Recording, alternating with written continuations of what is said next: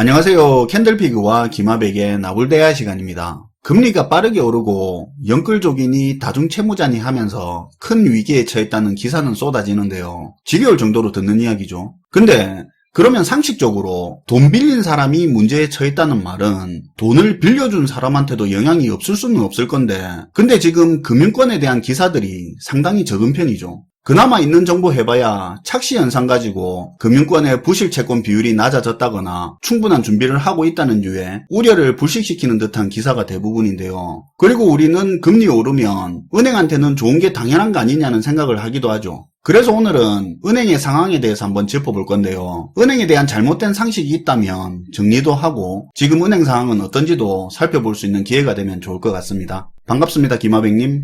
네, 안녕하세요. 아마 감이 조금 빠르신 분들은 느끼실 것 같은데 최근에 보면 대규모 횡령이나 사기 사건이 빗발치게 늘어나고 있습니다. 5대 시중은행은 물론이고 저축은행, 새마을금고 할 것 없이 적게는 수십억에서 많게는 수백억 원대로 생각보다 꽤 큰 규모의 횡령 사건들이 계속 터지고 있죠. 거품이 꺼지는 타이밍에 과거부터 거의 공식처럼 나타나는 현상이라고 예전부터 이야기를 계속 했었죠. 네. 자산 거품이 쌓일 때는 모르다가 버블이 꺼져가는 시기에 나오는 몇 가지 특징들이 있는데 그 중에 하나가 사회적으로 대규모 횡령이나 사기 사건이 갑자기 늘어나게 된다고 했습니다. 그리고 이런 사건들을 보면 꼭 투자나 도박에 연루된 사건들이 많았어요. 아무래도 사람 마음이라는 게 눈앞에서 버블이 쌓이면서 자산 가격이 계속 오르는 걸 보면 나도 무조건 같이 사야 될 것 같고 지금 기회를 빨리 잡아야 된다는 그런 조급한 마음도 생기고 그런 기분에 있는 돈 없는 돈 다 끌어와서 투자를 막 늘리게 되는 건데요. 그러다 이제 회사 돈 이런 데도 손대서 실수도 하게 되는 거고요. 근데 이게 자산 가격이 오르는 시기에는 문제가 잘 안 터집니다. 공금에 손댔다가 그래도 메꿔 넣어지기는 하니까. 그쵸. 잠깐 문제가 생겨도 그때그때 오르는 자산을 팔아서 순간순간 넘어갈 수도 있는 거죠. 근데 어느 순간 자산 가격이 상승을 멈추고 떨어지게 되면 손댔던 돈 들킬 때까지 못 메꾸는 경우가 많으니까 그동안 쌓아뒀던 문제들이 터지기 시작하는 겁니다. 그래서 예전에 IMF 외환위기 때도 그렇고 2008년 금융위기 때도 마찬가지지만 항상 이런 현상들이 위기의 전조현상으로 많이 작용했습니다. 근데 요 근래 금융권에서 터지는 이런 대규모 횡령 사건도 문제인 건 맞는데 사실 지금 더 큰 문제는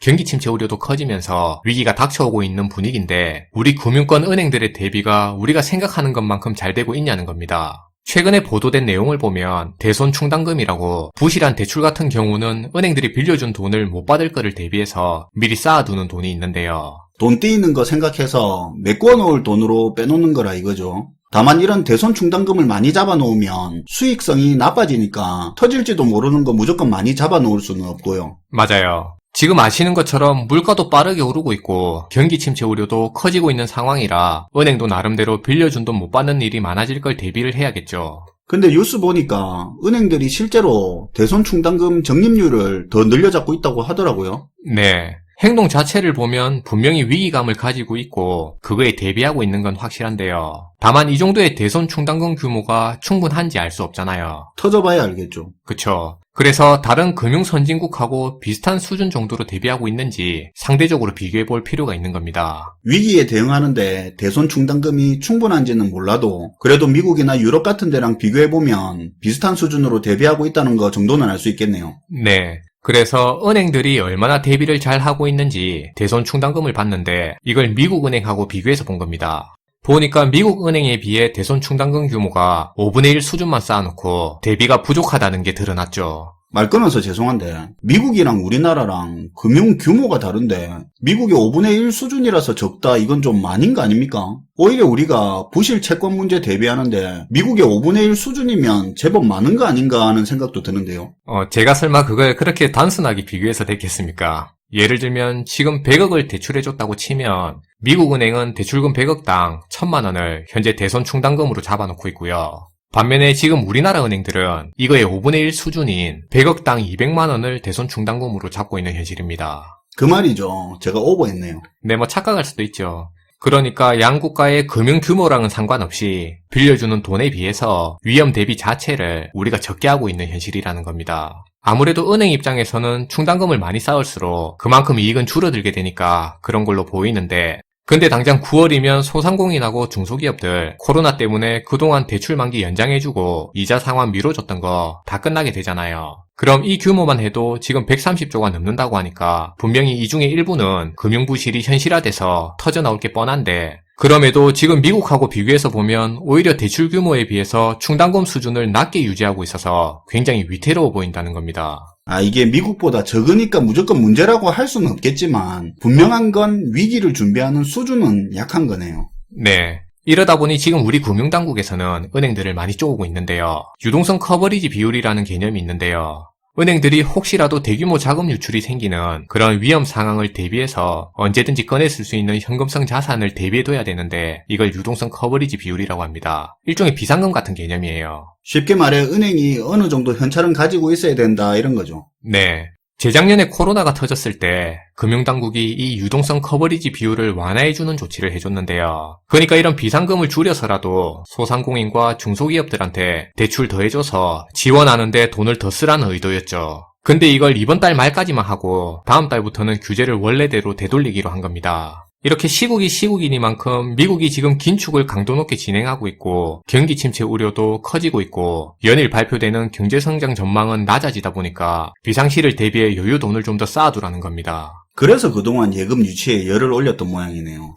네. 그리고 역머니무브 현상이라고 중앙은행이 기준금리를 올리는 금리 인상기가 가속화되면서 주식 같은 투자 시장에서 빠져나온 대규모 자금이 안정적이면서도 금리가 높은 그런 예금과 적금 수요로 몰리면서 은행권으로 흘러들어가는 현상이 최근 두드러지게 나타나고 있습니다. 그게 지금 문제라고 이야기하는 거죠. 은행에 예금이 늘면 좋은 거 아닙니까?